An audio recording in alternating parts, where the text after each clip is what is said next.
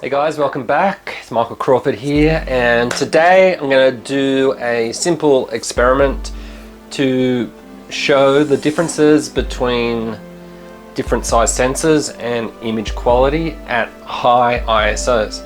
So with this experiment, I'm looking at high ISO. Now this is where the game changes, I believe, or from my own experience. But I want to demonstrate it. I want to get it out of the way. I've done this before, but I may have stuffed it up as had pointed out to me. And this time I'm being a bit more careful. I'm going to label each camera shot and the camera used and the ISO so that we know. I'm going to use the same settings on all three cameras, and the cameras I've got here are, boom. First up, we've got the Panasonic G9. Funnily enough, this is probably the biggest camera in the round, and it's got the smaller sensor. So yeah, and on this camera I've got the 25mm f1.4 lens, a very nice lens. So not that this is a lens test, let's not get confused. This is looking at ISO and noise, and the way the noise interferes with the image, and perhaps we might have a look too at the shadows and see what the shadows look like compared to each other. Okay, so got the Panasonic G9. It's about a 20 megapixel camera, very nice camera, one of my favorites. Who am I kidding? They're all my favorites. So here we have the Olympus Rp. We've got 50mm lens. Again, it's going to be in manual mode. We're going to be shooting all on the same settings between the cameras, and going to do point autofocus. I'm going to show you where I'm going to focus in a minute. But I'm going to focus on the same point with each camera. And like I said, it's not a lens comparison, but on this camera I'm going to be using just the 50mm 1.8, which is good lens. Probably not the best lens here, but pretty good, not bad. Okay, and that's your full frame camera. And here, last but not least, the mighty little XE3. And on this I've got a 35mm 1.4 lens. Now this camera has about a 24 megapixel sensor in it, APS-C. So all the cameras are between 20 megapixels and 26 megapixels. So this isn't a megapixel sort of challenge. So there's similar megapixel cameras, but they're all different size sensors. So we're going from micro four thirds to APS-C to full frame 35mm. Okay, they've all got 50mm full frame equivalent lenses on them. So that's so that the image compression, etc., will look similar between them. They're all going to be on the same settings, so they'll all have the same ISO, they'll all have the same shutter speed, and they'll all have the same aperture. Okay, so let's get into it. Just my daughter's toys, and I'm going to focus on the mermaid here, on her face. Okay, so all of them will be focusing on the mermaid's face, and that's how we're going to roll with this little test. So let's get into it. Okay, so it's at ISO 3200, 50th of a second, and f4.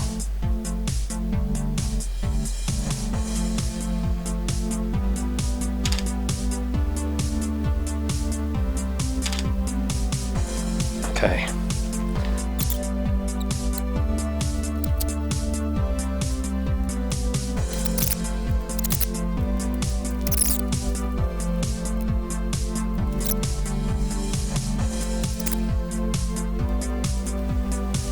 Actually, just had another brainwave.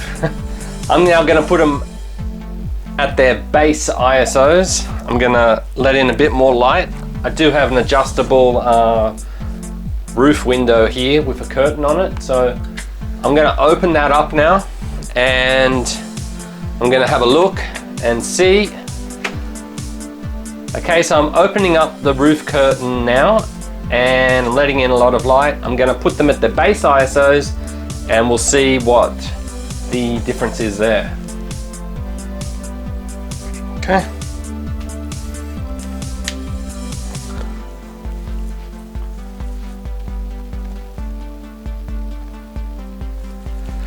All right, so we're done with that. I've taken photos at base ISO and I've taken them at 6400. Now I'm going to get onto the computer and we're going to compare. I'm pretty sure the base ISOs are going to be pretty similar.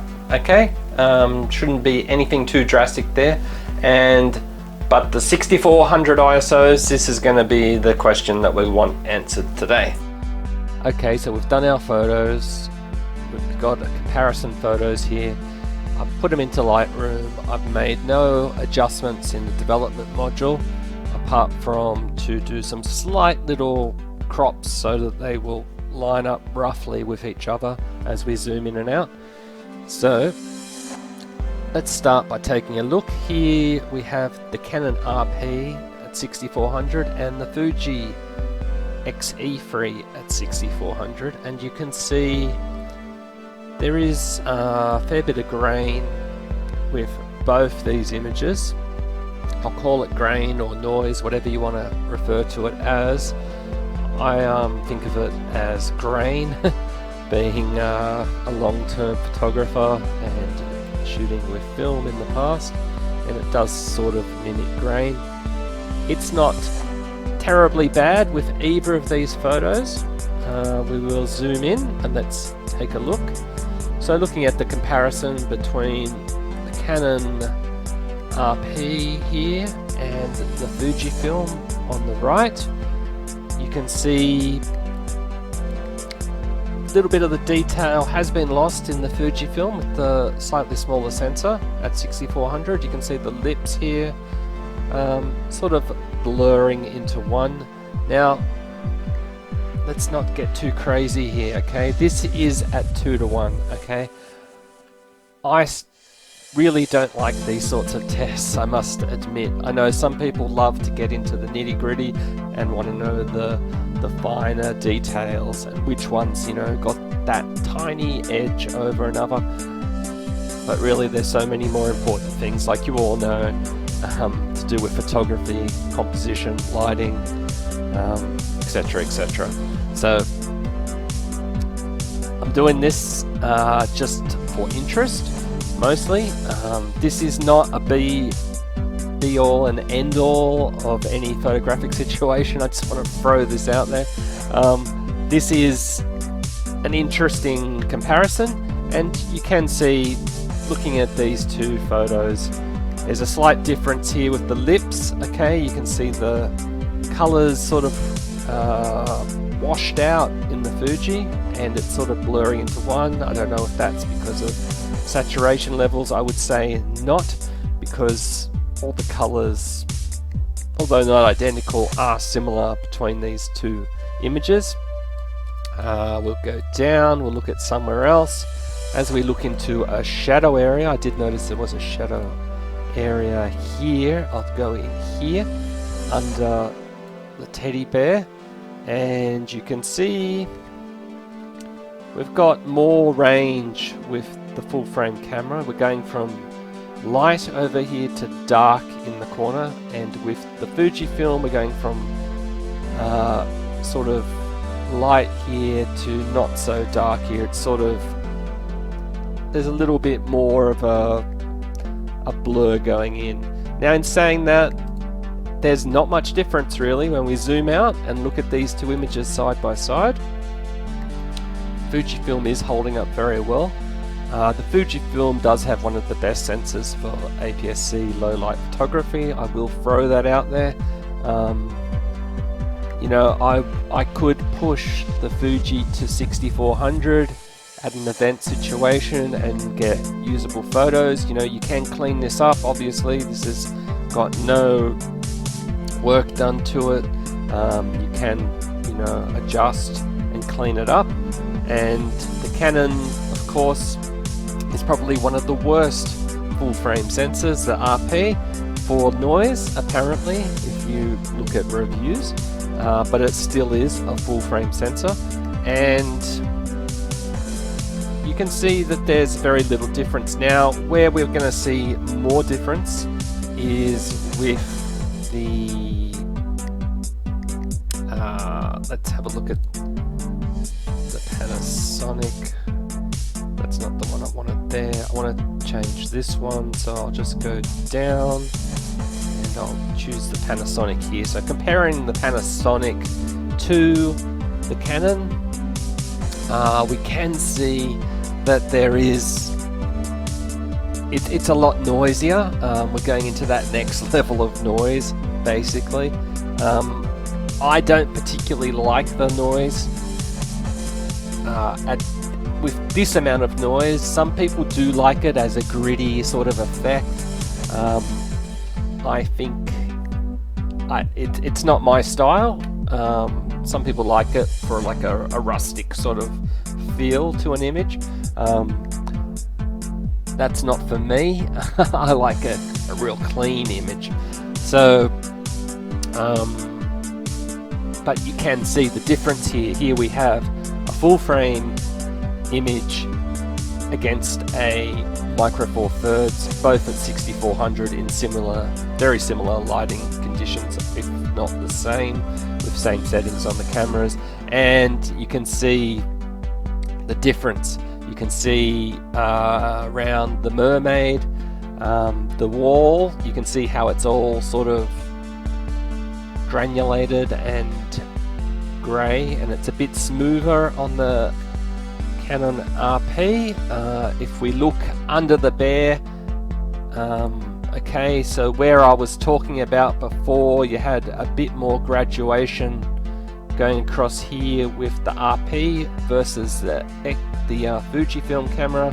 With the Panasonic small sensor, you can see that there's even less graduation going into the shadow. It's sort of all the same color. So there's not much dynamic range. The dynamic range has been lost a little bit with the Panasonic. Now, in saying that, I'm quite surprised how good the Panasonic image still looks. It's still an image. You probably could save it, you know, if you had to. You could get into Lightroom and do adjustments. It's not where I would want to be with my photography. I would not want to be using the Panasonic at 6400 for photography. I would use it at 6400 for video because it's not as so obvious with video, because you're not utilizing that high resolution like you are with a photograph. But for photography, the Panasonic for me is definitely a 6400. It's like a no-go sort of area. It's just too much is being lost from the image for me. We'll look at the girl's lips here, the Little Mermaid, and remember how with the Fuji it was starting to blend into one. We'll look at the Panasonic here. It's virtually, her lips are sort of, yeah, we've lost a lot of detail there. You can see that it's still a sharp image, it's focused and everything. You can see there's sharp lines in the image, the same as with the Canon, of course. And we've still got a lot of hair detail and stuff. So yes, the full frame image is definitely a lot better, but the difference, well, high ISO, obviously the Canon is much better. We'll compare the Panasonic to the Fuji, so let's get up the Fuji. I believe it's that one.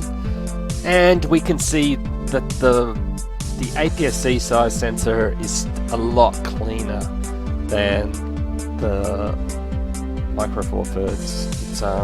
It's day and night as we go across this image.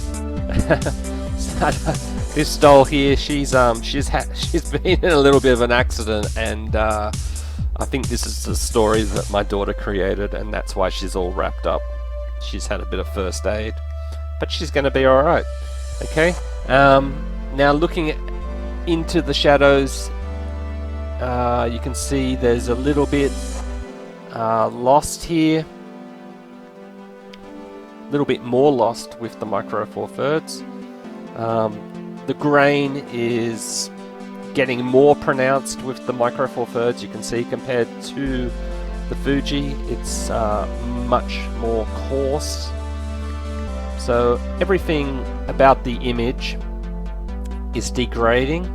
The colors are holding up quite well, surprisingly, with the Panasonic. This new, well, it's not so new anymore, but this 20 megapixel Panasonic still is holding its ground quite well, considering it's at 6400. But anyway, enough of this high ISO. It's pretty obvious to me that these images demonstrate the differences between ISO levels, and the high ISO with the RP being full frame is significantly better than the APS-C size, and even more than the G9. So if you went to a website that compares the sensors, there are websites like that, and you would find that the RP does not rate that well, but it's still full frame, so it's still relevant for this comparison. I thought I would use that. I do have a Nikon D600, which does rate extremely well for low light, even now, years and years after its release. And I was going to pull that out and use it, and then I thought, no, let's just use the low grade full frame sensor and see how it stacks up against pretty good smaller size sensors. And obviously there's a little bit in it, not a hell of a lot, probably less than I was expecting, but still the G9 to me at 6400 is not really very usable. The Fujifilm is just scraping through. It's not really a place you really want to be. The Canon is usable at 6400, but still all of them would need cleaning up, even the Canon. Okay, let's have a look at base ISOs and see how good this image looks. Okay, so now we're pulling up the cameras at their base ISOs, and you can immediately see there's a lot of detail. The colors are more defined and, you know, obvious. There's more separation between colors. Everything looks sharper and cleaner and better. Everything's much better at base ISOs. You can see there's not much difference between them. At base ISOs, there's very little between them. You can see all the image looks very similar between full frame and APS-C base ISO. I would find it almost impossible to pick the differences here.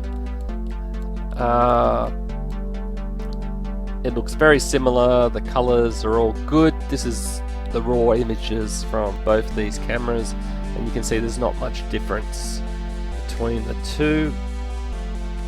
It's quite interesting, isn't it? So that's those two. Let's pull up now the little Panasonic. He's not so little actually, he's actually the biggest camera from this lot. So there's the Panasonic with the RP. I don't know what's happened there. Oops, I think we're out of sync for some reason. Okay, anyway, you can see that at base ISO, even the Panasonic with its small sensor looks pretty good. I'm getting a lot of detail, the colors are great, everything's very sharp. Compared to the RP, there's not much in it. In fact, if I had to be 100% honest, I prefer the image from the Panasonic here. I know it's probably got a more shallow depth of field, the full frame, which is why some of these objects which are a little bit further out, they're probably a little bit out of focus.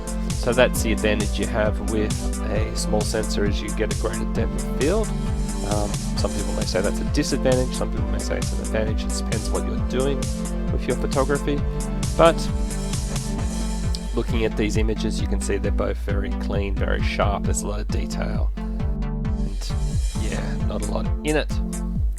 Okay, sorry about the camera locking up there during this little video, but I was still able to get across the intended message, and that is that obviously, like anybody would know, as you go up into the higher ISOs, a smaller sensor is going to produce more noise,